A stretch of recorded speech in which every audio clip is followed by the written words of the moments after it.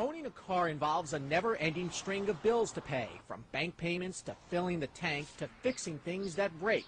One thing drivers often overlook when trying to save money is their auto insurance premium, when there may be steps they can take to help lower it. Just keep your driving record good, no speeding tickets, and get alarms and whatever discounts you can get. Try to avoid accidents. I always drive safe. I've never had a ticket. Quite simply, being a good driver is one way to pay less for insurance. Insurance companies generally look at the past 3 years of your driving history.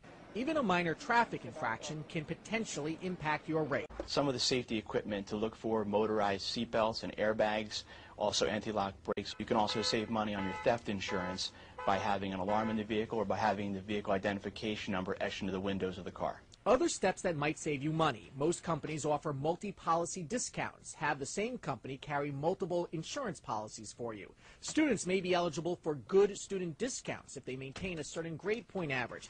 And consider raising your deductible. Remember, that's the amount of money you're responsible for following an accident or theft. So think about that carefully. Ultimately, the fastest way to learn how you might save on your auto insurance premiums is to have regular conversations with your agent. I'm Andrew Schmertz.